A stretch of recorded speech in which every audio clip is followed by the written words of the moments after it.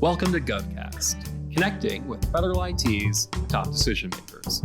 I'm Alexander Bolova, production lead at GovCIO Media and Research. With me today is staff writer researcher Nikki Henderson. Hi, Nikki. Hi there, Alex. So you had the opportunity to chat with Faisal Amin, Chief Financial Officer at EPA. How'd it go? Yes, Alex, it went wonderful. We had a great discussion. Faisal was extremely excited about all of the things that are happening right now at EPA. He talked about what the agency has accomplished so far with their 2022 through 2026 strategic plan, and that very important fourth principle, the environmental justice that was included in this plan. So he also shared details about EPA's cross-agency strategies and why they're so critical to their overall mission. So, oh, and Alex, you won't believe this. Faisal even told me a little bit about how the agency is exploring multiple ways to use AI. So it was really a really great conversation. Yes, for our listeners at home with your GovCast bingo cards, you can now check off the square artificial intelligence. So I know that EPA released its strategic plan back in 2022, which means that somehow the agency is already at its halfway point. What did Faisal tell you about the progress they've made so far? Yes, Faisal said EPA has made significant progress with its strategic plan, including the creation of its new Office of Environmental Justice and External Civil Rights. They've invested $2 billion in grants to fund environmental justice and climate justice work in communities across the country. Faisal also said that their Superfund sites, those are the most contaminated sites in the nation. And he said EPA is taking major steps forward in its Superfund program by obligating more than $1 billion in bipartisan infrastructure law funds for work across more than 100 Superfund sites. So the agency has also increased the number of inspections they've conducted by more than 1,800 over the last several years, which shows how EPA is ensuring compliance with the nation's environmental laws and deterring violations. So this means that there's less pollution and a cleaner environment. So they've really accomplished a lot over the past couple of years. Yeah, it seems like they've really made a lot of progress. I want to go back to one of the points you made earlier. I know that EPA is calling its latest strategic plan historic because of that focus on advancing environmental justice as well as climate change. Can you tell me a little bit more about this?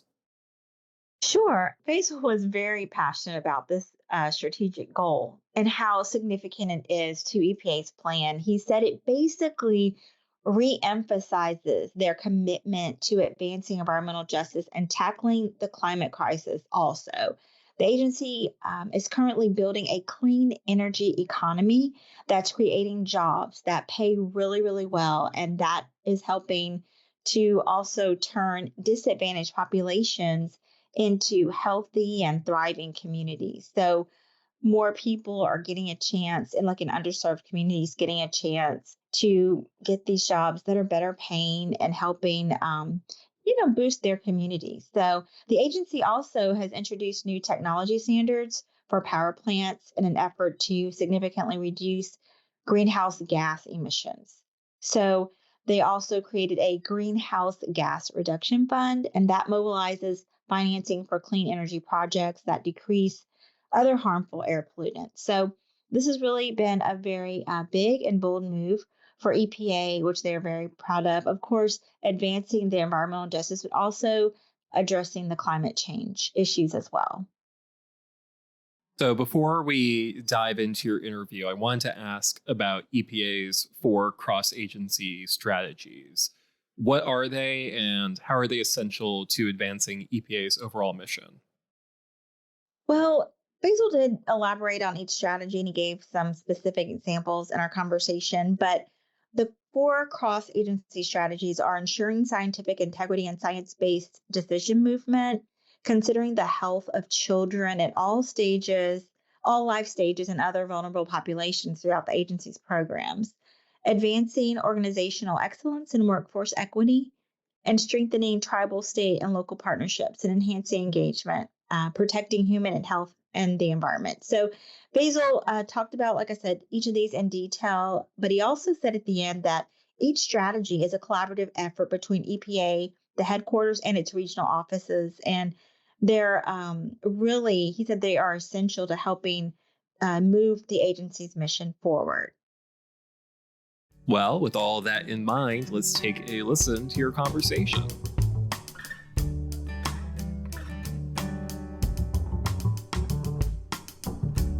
Today, Faisal Amin, the Chief Financial Officer at the Environmental Protection Agency, will be speaking with me about the progress EPA has made with its 2022 through 2026 strategic plan and some of the challenges they face along the way.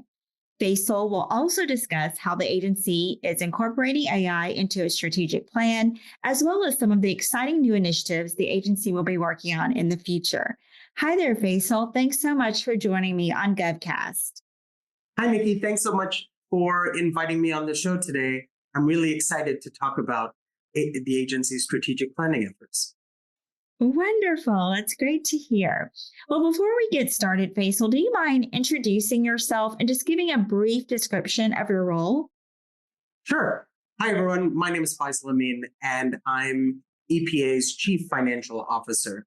Oftentimes, one doesn't think about strategic planning as being part of a Chief Financial Officer's office, but we're not just the accountants that work on budgeting and financial management in the agency, but we're also the office that helps the agency to set ambitious goals for itself and then to track its progress to achieve those ambitious goals. So one way to think about us is we're also the planners and the performance measurers of EPA as well. So that's why strategic planning is in my shop. Okay, perfect. Well, let's go ahead and dive into our discussion. Sounds fantastic. I'm really excited that you invited us to talk about this topic.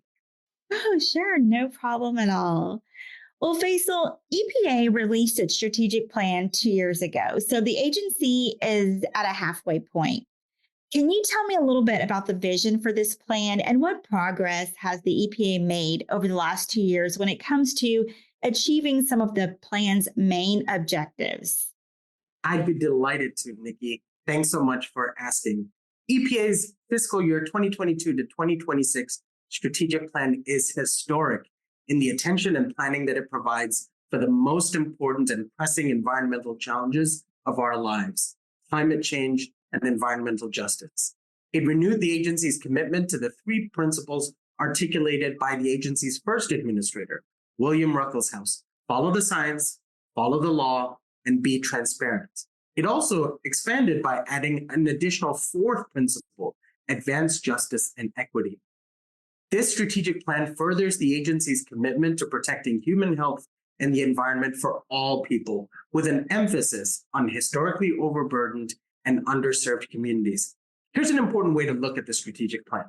It's an important communication and management tool. It communicates the Biden administration's top priorities for EPA, and also it provides a roadmap for how we're going to achieve those top priorities.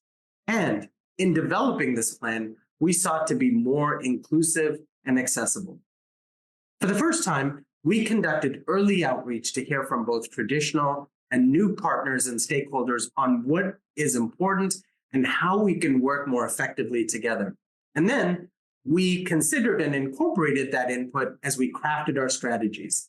In terms of progress, I'm so happy to report that the agency is well on the path to achieving the vast majority of our long-term goals. Based on the available data that we've collected over the last 2 years, the agency is meeting or exceeding at least 70% of the ambitious targets we set in the strategic plan. That shows real progress. If it's okay with you, I'd love to give you a couple examples of some of our most significant accomplishments that we've made for the nation. Is that okay? Oh, that's perfectly fine. Go ahead. Thank you. Fantastic, Nikki. The agency is making significant progress toward the administration's goal to replace 100% of lead service lines. These are the pipes that carry water from the water main under the street to residences to help ensure that all Americans have safe drinking water. This is a really big deal, and it's a monumental investment in our infrastructure. To accomplish this goal, the Biden administration is investing $15 billion through the bipartisan infrastructure law. Now, just under half of this funding will be grants or principal forgiveness loans to disadvantaged communities that might not have otherwise had access to funding for water infrastructure upgrades. Another example, Nikki, is the creation of EPA's new Office of Environmental Justice and External Civil Rights, and their work to make the largest single investment in environmental justice in history, which is funded by President Biden's Inflation Reduction Act. We're investing about $2 billion in grants to fund environmental justice and climate justice work in communities across the country. We're also taking huge steps forward in our Superfund program. Nikki, you and your listeners may know that Superfund sites are the most contaminated sites in the nation. Just last year alone, EPA obligated more than $1 billion in bipartisan infrastructure law funds for work across more than 100 Superfund sites. And 70 of these 100 sites are located in historically underserved communities.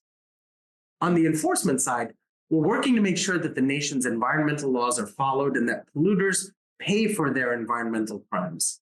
Our enforcement program has really been revitalized. Here's just a few examples. Since the beginning of this administration in 2021, the agency has increased the number of new criminal investigations opened by 62%. We've also increased the number of inspections conducted by more than 1,800 since 2021. These examples just illustrate how EPA has strengthened our commitment to ensuring compliance with the nation's environmental laws and deterring violations, which means less pollution and a cleaner and healthier environment. Now, I know I've shared some of the successes, but that's not to say that the agency isn't also facing our challenges as well. So I'd like to share some of those if that's okay. For example, while we've made a lot of strides in cleaning up Superfund sites, we've seen some new challenges as well. This is primarily due to our renewed attention to per and polyfluoroalkyl substances, known as PFAS. There are thousands of different PFAS chemicals, and your listeners may have heard of some of them. And they've been used in industry and consumer products since the 1940s, in everything from frying pans to cosmetics, to firefighting foams, to paint, to cleaning products and medical devices. They're often known as forever chemicals because they break down over a really long time. So they've been found in the blood of people and animals all over the world, and they're present at low levels in water, air, fish, and soil at locations across the nation and the globe. While we don't fully understand all of the risks that PFAS present, peer-reviewed scientific studies have shown that exposures to some PFAS in the environment may be linked to harmful health effects in humans and animals. And so, based on these recent studies, and to ensure we're protecting public health, we decided to go back to some of the Superfund sites that we previously completed remediating and to see if there was PFAS there at those sites. And when we looked, we found that some of those sites did require additional cleanup because of PFAS presence. So the number of our newly refinished Superfund sites is being somewhat offset by these older reopened sites. So that's what I mean by some of the challenges that we're facing. So in a nutshell, this is a challenge when you're looking at the metrics and goals in our strategic plan, but it's also an opportunity to go back, apply our new understanding of these chemicals, and to make sure we're doing the right job for the American people. Wow. I mean, this is amazing what you all are doing. And I understand where you have successes, there are also challenges, but you all are doing a wonderful job with keeping our water safe, and eliminating the lead is a really big thing that you all are doing. And we appreciate that. So thank you so much for sharing the successes as well as the challenges. Well, how does the latest plan renew commitment to EPA's 3 principles? And can you elaborate on the additional principle that was added to the strategy? Thanks so much for that question, Nikki. And before I take it, I just want to share my personal appreciation and the agency's appreciation for your enthusiasm as well. remember, just in environmental justice, that's $2 billion with a B. And so it's a tremendous investment across the nation. But let me take this question that you've just asked. As I mentioned a couple minutes ago, the strategic plan renews commitment to EPA's 3 foundational principles: follow the science, follow the law, and be transparent. And as I also shared, we added a 4th foundational principle: advance justice and equity.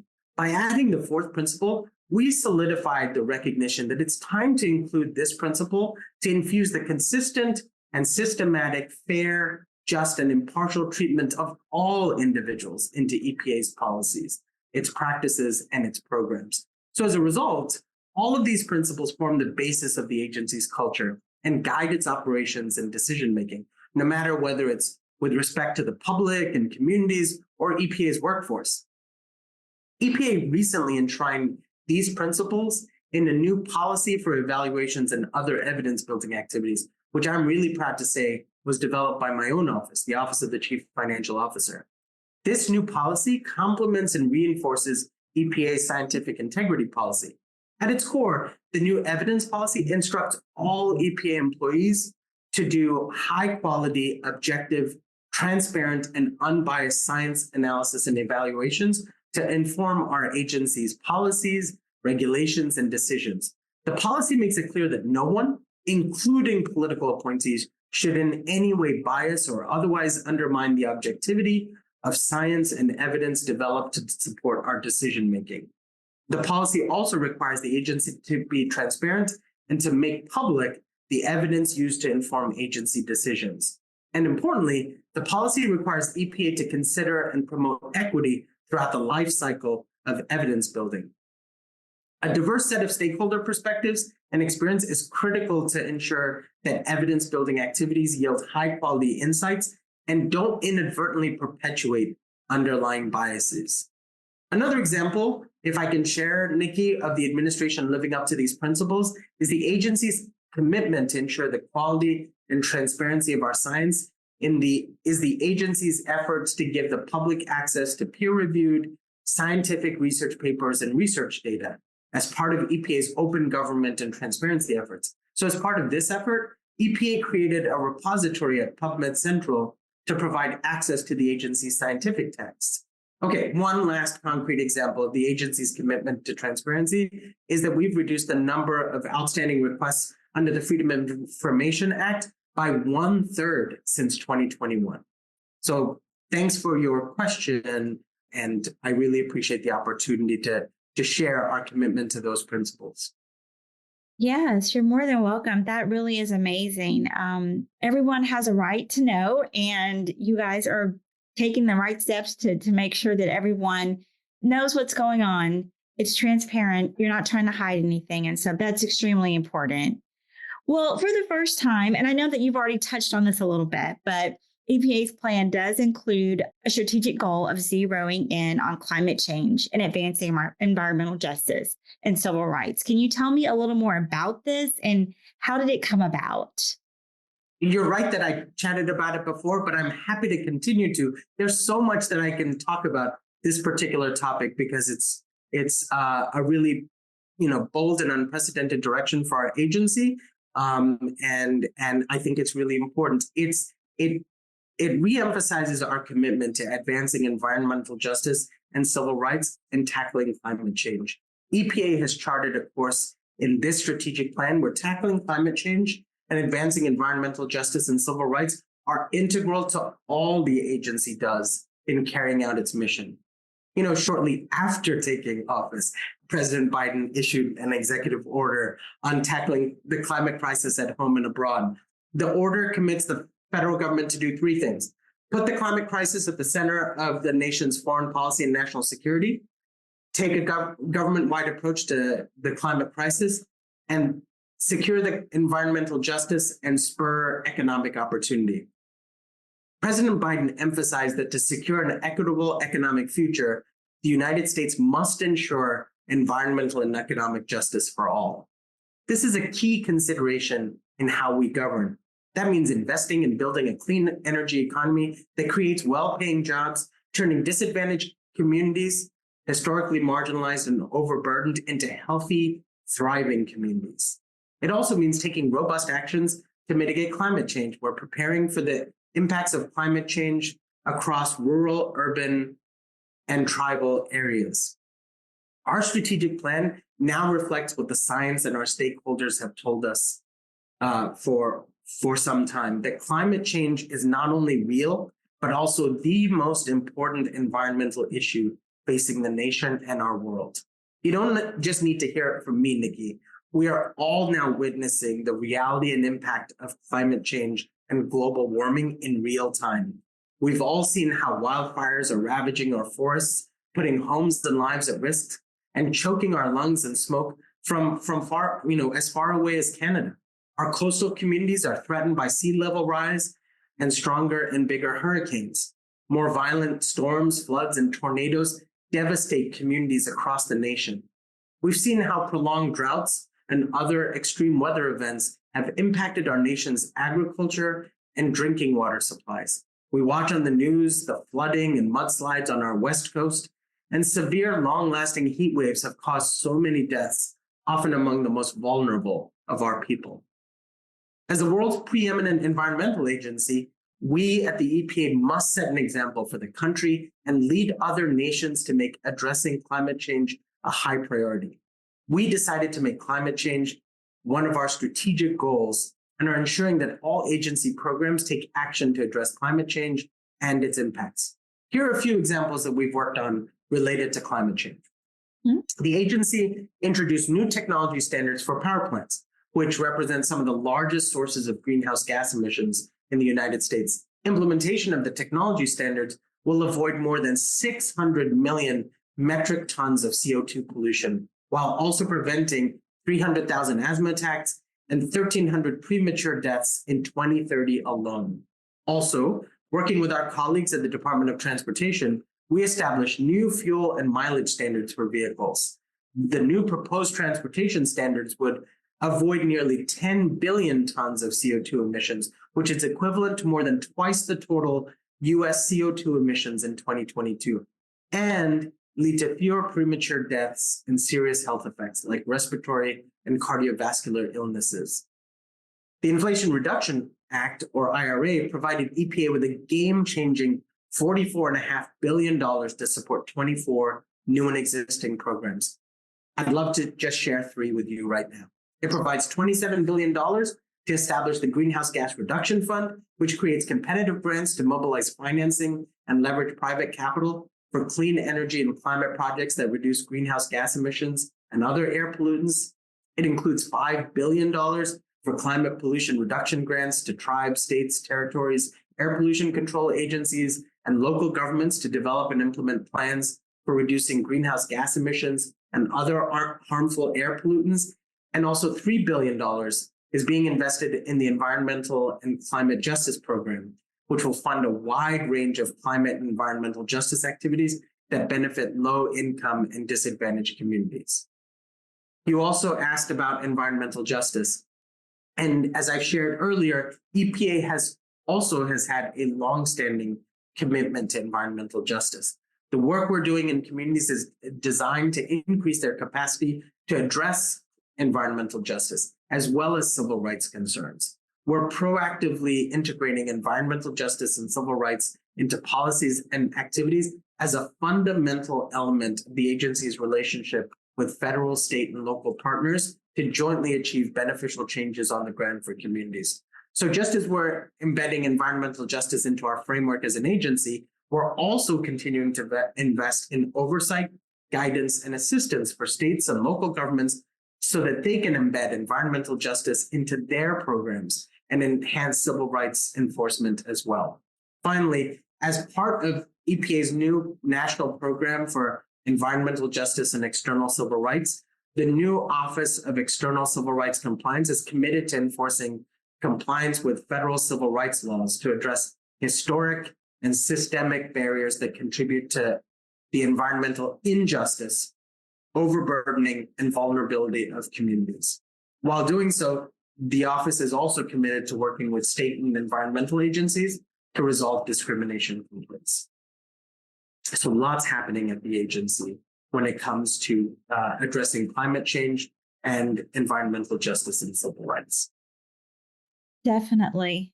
Well, Faisal, what are the four cross-agency strategies and how essential are collaborative efforts when it comes to advancing the agency's overall mission? Another great question, Nikki. So let me walk through the four cross-agency strategies. The first strategy is to ensure scientific integrity and science-based decision-making. This strategy underscores EPA's strong culture of scientific integrity. It promotes the delivery of rigorous and independent scientific evaluation and analyses and grounds EPA's actions in the best available science. The second strategy is to consider the health of children at all life stages and other vulnerable populations. Throughout the agency's programs, we strive to protect people at all stages of life. So we also consider vulnerable populations like children in assessing adverse health effects resulting from toxic exposures. The third strategy is advance EPA's organizational excellence and workforce equity. The work of the EPA touches all people, and it's therefore important that our workforce reflects the great diversity of cultures and perspectives of the American people. It's only by having a diverse workforce that we can ensure our science, our rulemaking, and our policies are effective for everyone. This strategy also focuses on EPA's stewardship of taxpayer funds by improving efficiency, transparency, and accountability too. For example, the agency has improved 470 operational processes since the start of the strategic plan using our lean management tools within our continuous improvement program. The fourth strategy, Nikki, is to strengthen tribal, state, and local partnerships and enhance engagement. Protecting human health and the environment is a shared responsibility of EPA and its tribal, state, and local government partners. State and local governments provide the majority of on-the-ground environmental protection in this country, and implementing federal environmental laws as well as their own. So it's really important that we have strong partnerships, across those entities as well.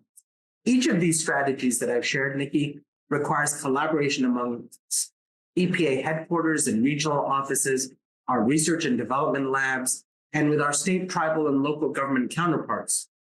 Collaboration with our partners we don't just view it as optional. It's an essential part of the national environmental protection enterprise. That's why I'm so proud of efforts like the E-Enterprise for the Environment program, which is also within the Office of the Chief Financial Officer. E-Enterprise is a collaborative partnership between EPA, states, and tribes. It provides a forum for early and meaningful dialogue with partners who make decisions together, streamlining and simplifying processes and leveraging technology to optimize effectiveness. But thanks so much for asking about the cross-agency strategies and how we're implementing them. Sure. And you're absolutely right. I agree with you. Collaboration, strong partnerships are key and critical to the success of any effort. Can you also talk about some of the challenges the agency has had to overcome while implementing the strategic plan? Good question. Nikki, like all agencies across the government and businesses, we are adjusting to a hybrid work environment. Because of the investments the agency has made previously in collaboration tools, though, most of the agency's work continues without missing a beat. So some areas that require on-the-ground efforts, however, like inspections, forced us to look for innovative ways to ensure compliance with environmental laws. Another challenge that EPA faced was the increased workload and staff needed to manage the significant influx of supplemental funding under the Bipartisan Infrastructure Law and the Inflation Reduction Act to manage existing programs effectively and to stand up new programs, such as the Greenhouse Gas Reduction Fund and the new National Program of Environmental Justice and External Civil Rights. I think overall, EPA has done a great job of rebuilding our workforce after it was significantly reduced under the previous administration. For example, with all the new funding, we found we had a shortage of certified grant managers. So we've implemented some excellent strategies and ramped up our hiring to help meet the agency's needs, including the BEPA hiring drive that the agency recently held. This was a whole of agency effort that's going to expand EPA's workforce, focusing on hiring a diverse and talented new generation of environmental professionals. Standing up new programs was a good challenge for the agency. The new Office of Environmental Justice and External Civil Rights and the new $15 billion Greenhouse Gas Reduction Fund are just two examples. It takes time and planning to set up a new office and to bring people on board, but we're excited by the opportunities that these new programs present for the American people and for future generations. Finally, EPA has had to rejuvenate many programs that had previously been proposed for termination under the previous administration. For example, our geographic programs like the Great Lakes, the Chesapeake Bay, and wetlands protection. When programs are proposed to be terminated, it creates an enormous amount of uncertainty for both EPA and our regulatory partners in the states, in tribes, and US territories. It makes it difficult to plan actions and effectively staff programs. So we've worked hard to rebuild many of these programs, and I'm proud of the progress that the agency has made. Awesome. And I like what you said. You put a positive spin on it. A good challenge. Not all challenges are bad. So that's really good to hear. And I'm really excited about the EPA hiring drive and you're expanding the workforce. That's really great. Well, Faisal, what are some of the other goals of the strategic plan that EPA is hoping to accomplish by 2026? Great question. The strategic plan is EPA's roadmap for achieving the Biden administration's environmental goals for the nation. The goals and objectives that we have in the strategic plan represent the agency's highest priorities. So all are really important. Through the supplemental appropriations like the Bipartisan Infrastructure Law and the Inflation Reduction Act, we're so fortunate to have the funding that will help us do more than we had even originally imagined when we first issued the fiscal year 2022 to 2026 strategic plan. EPA's priorities in the strategic plan also support President Biden's executive orders on environmental justice, on equity, on science, and transparency. And as I shared earlier, we use our strategic plan to manage our program, to ensure we pay attention to performance, and to do our best to achieve all of our goals. And in that regard, I'm really proud to say that we're doing well. That's wonderful to hear. Well, I was going to shift the conversation a little bit to talk about artificial intelligence. It's a really hot topic now. And I wanted to know, how are AI and other emerging technologies being incorporated into the agency's strategic plan? Thanks so much for asking. We know that AI is going to be part of our future. And like most other agencies, we're currently working to lay the groundwork to make sure that we use AI in a thoughtful and appropriate manner. In accordance with Executive Order 14110 on safe, secure, and trustworthy development and use of artificial intelligence, the EPA will encourage the use of AI in the federal space and do so with transparency, responsibility, safety, and ethical standards. EPA currently has 3 active use cases for AI: the Agency Records Management System, RCRA Predictive Analytics, and ExpoCast, which is exposure forecasting for chemicals. The agency is going to maintain the EPA's current AI inventory and develop a compliance plan, strategy, and AI governance committee.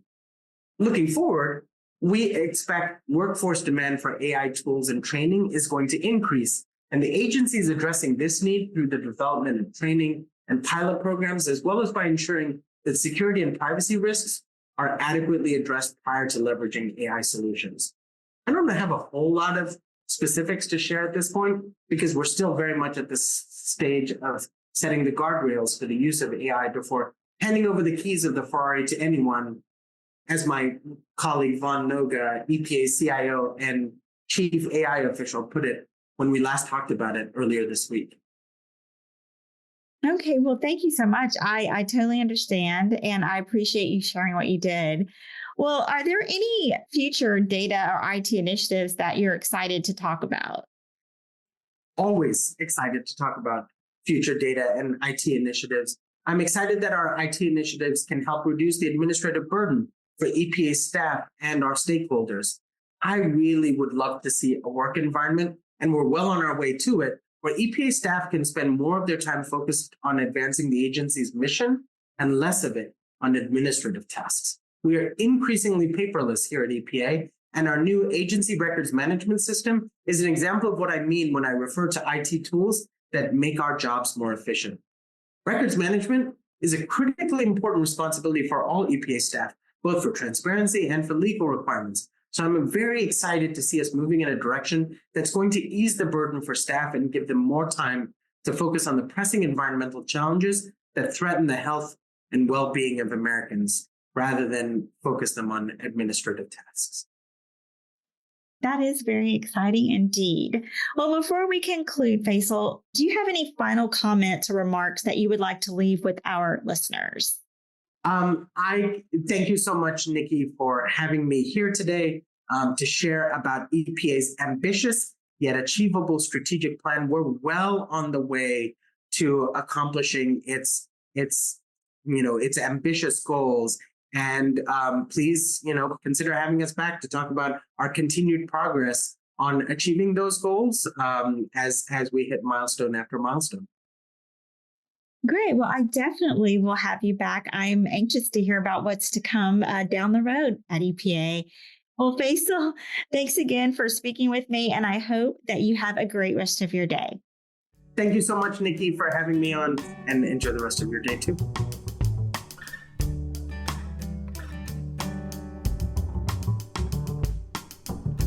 Thank you, Nikki. That was a terrific chat with Faisal Amin.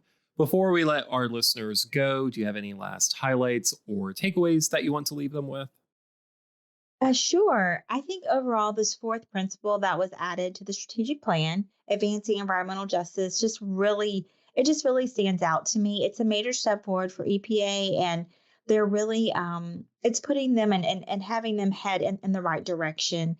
Faisal said EPA included this principle to infuse that consistent and systematic, fair and just impartial treatment and for all individuals in EPA's policies, its practices, and its programs. So this principle is really helping change the agency's culture as well as informing better decision making. So not only does it benefit EPA's workforce but also the general public. So it's just truly a big win for everyone.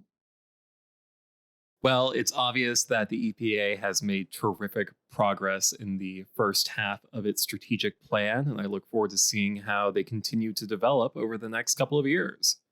Well, thank you again, Nikki. Listeners can tune in next week for a brand new podcast in our GovCIO Media and Research podcast feed. But until then, if you like what you heard, make sure you leave a review and a 5-star rating on the podcast platform of your choice. And hey, tell a friend. We always appreciate growing our audience. I'm Alexander Bolova. And I'm Nikki Henderson. Thank you for listening.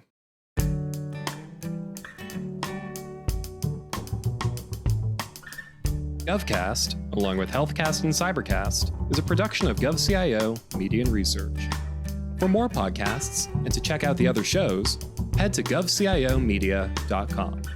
Watch out for new episodes released every Tuesday and Wednesday across our shows. You can follow all of them on your favorite podcast platform. And if you like what you heard, make sure to let us know by leaving a review. And if you have any topics you think we should look into, contact us at newsletter@govcio.com.